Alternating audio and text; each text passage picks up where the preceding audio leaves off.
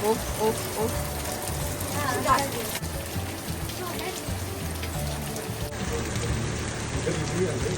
Oh my god, so much!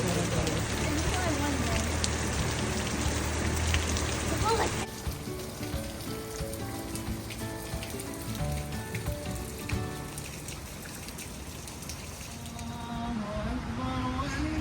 الحمد لله كثيرا وسبحان الله.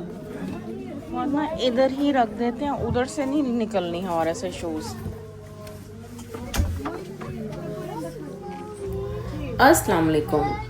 Eid का vlog मेरा काफ़ी लेट हो गया क्योंकि मैं इतनी ही टायर्ड थी और मेरे से कोई भी वॉइस ओवर नहीं हो रहा था।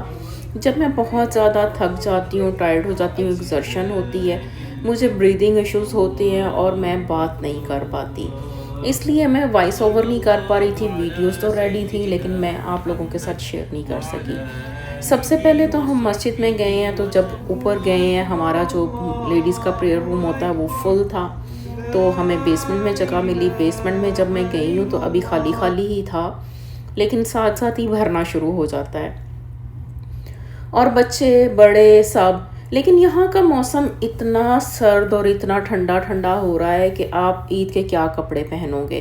बेटी भी जो है दूसरे कपड़े पहन के गई है कंफर्टेबल से, और फिर उसके बाद कहती घर आऊँगी और जो ईद का फैंसी ड्रेस है फिर चेंज करूँगी और फिर जो है वो मैं चच्चू के घर जाऊँगी। आज क्योंकि इस दफ़ा ईद थी हमारे छोटे भाई के घर पे। ये बच्चों को वहाँ पे मस्जिद में कैंडीज़ दी जाती हैं, और मेरे साथ में छोटे छोटे बच्चे थे, मुझे उन्होंने बहुत यादें करवाई अपने बचपन की भी और अपने बच्चों के बचपन की भी। ये लड्डू हम अपने बचपन में चलाया करते थे, वो भी मुझे याद आ रहा था। वो माशाल्लाह से माँ अरब थी और वो एक बैग लेके आई हुई थी, उसमें बच्चों की बहुत सारी ढेर सारी चीज़ें थी, बड़ी मज़े मज़े की, और वो ऐसी ऐसी गेम्स निकाल रहे थे जिसमें मेरा बचपन याद आता था। यानी उनके पास वो पानी के अंदर एक जो रिंग से घूमते हैं वो गेम थी, कैंडीज़ थी यूँ मस्जिद से मिली हुई, और ये लट्टू थे। और ये बेसमेंट में जो है क्लासरूम, क्योंकि मस्जिद में स्कूल भी है और मदरसा भी है, तो उनके क्लासरूम के चार्ट थे। और ये आप थोड़ा सा देखें, यहाँ पे लेडीज़ ऊपर से भी आ रही हैं, नीचे से भी आ रही हैं, बड़ा मुश्किल हो जाता है क्योंकि मस्जिद में कंस्ट्रक्शन है। और इस घर वालों ने जो है तकबीरात ऊंची आवाज़ में लगाई हुई थी। यहाँ पे मस्जिदों में इतनी ऊंची आवाज़ नहीं होती कि वो बाहर तक जाएं, बस मस्जिद के अहाते तक रहे इतनी ही आवाज़ अलाउड होती है। तो ये जो रास्ते में घर पड़ते थे मुसलमानों के, तकबीरात लगाई हुई थी। मेरे बच्चों ने इस दफ़ा पहने थे अरबी ड्रेस। उसकी रीज़न मैंने आपको लास्ट व्लॉग में बताई है कि मेरा जो है भतीजा देवर का बेटा वो लेके आया था सऊदीया से ये इनके लिए जुब्बे और तौब, और इन्होंने सब ने एक साथ जो है प्लान करके कि वो सेम जो है हम कपड़े पहनेंगे। अब ईद यहाँ पे आती है बच्चों के एग्ज़ाम डेज़ में, तो ये देखें साथ साथ में हमारे जो पढ़ाई के बैग भी जाते हैं। मौसम बहुत गीला है, चांद रात में भी फ्रीजिंग रेन, ईद पे भी रेन। बारिश इतनी शदीद थी कि क्या ही जाने, और आने के मज़े और कपड़े पहनने के। जैकेट्स ने हमारी तो मत मारी हुई है, हम तो समर को ढूंढते फिर रहे हैं कि वो समर कहाँ गया, कहाँ चला गया, वो हमसे गुम हो गया, क्या हो गया। बस रेन अच्छी तो मुझे बहुत लगती है, बारिश की आवाज़ भी, सारा कुछ। अगर सर्दी ना हो, जैसे ही बारिश होती है सर्दी की शिद्दत बढ़ जाती है, और वो ही हाल जैकेट्स। मैंने वेलवेट का सूट तो पहना था, उसके साथ मैं फैंसी शूज़ नहीं पहन सकी। मैं जब पिक्चर्स बना रही थी मेरी देवरानी कह रही थी कि भाभी आप पहन के आती फैंसी शूज़। मैंने कहा बताओ कहाँ पहन के आती, किस पानी में डूब डूब के आते, उन शूज़ की क्या हालत होती। ये उनका घर था, रिसेंटली चेंज किया है, पुराना घर है लेकिन बहुत खूबसूरत घर है। और पुराने घरों के बाहर बहुत प्यारे प्यारे दरख्त, बड़े बड़े लॉन। जो नए घर हैं उनके बैकयार्ड और लॉन बहुत छोटे हैं, जो पुराने हैं उनके बहुत बड़े हैं। बस उन घरों का स्ट्रक्चर पुराना है। यहाँ पे पाकिस्तान की तरह से नहीं है रवाज कि आप अपने घर लेके बनाएं और वो जैसे ठेकेदार को ठेका देते हैं। यहाँ पे बिल्डर घर बनाता है तो वो गोरा स्टाइल का ज़्यादातर घर होता है।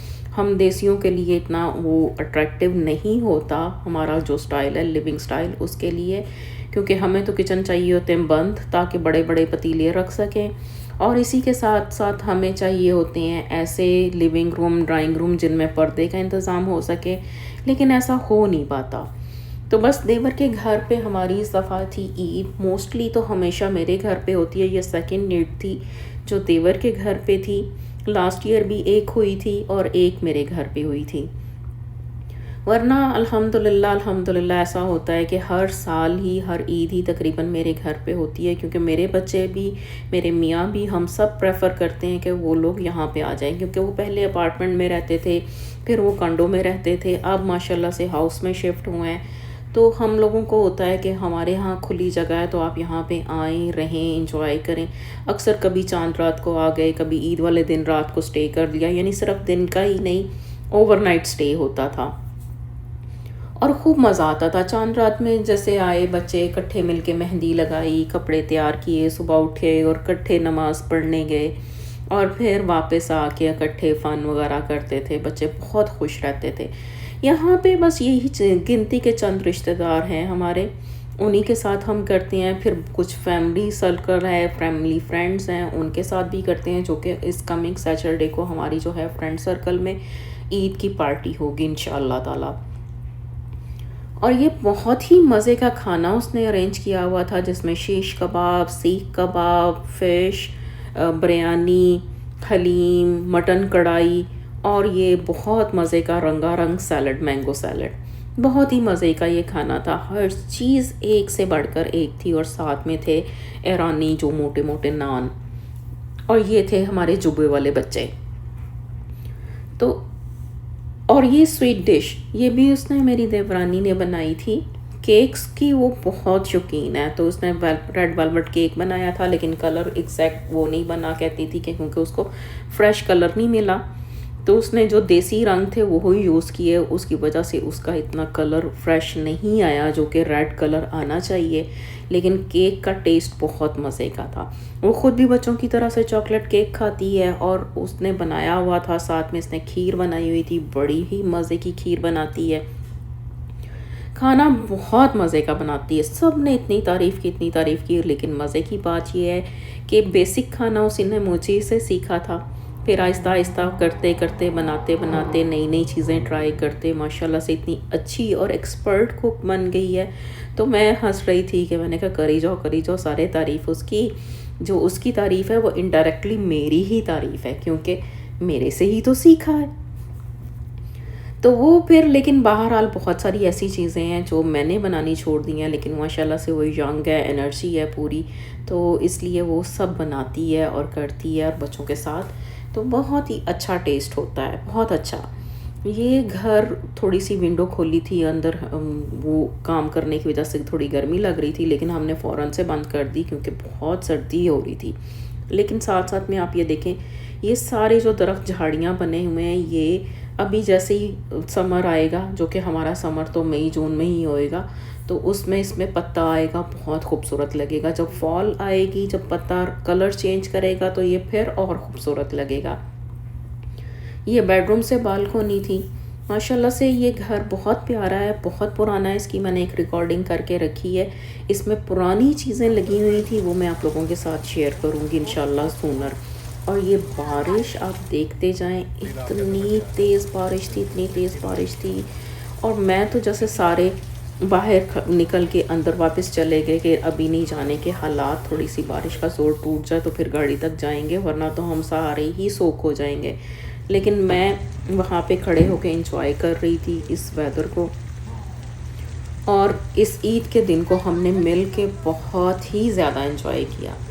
अल्हम्दुलिल्लाह, शुक्र है अल्लाह का। कुछ फैमिली मेम्बर्स यहाँ पे हैं, बिल्कुल ही ऐसा नहीं है, कुछ लोग हैं जिनके पास कोई भी नहीं होता।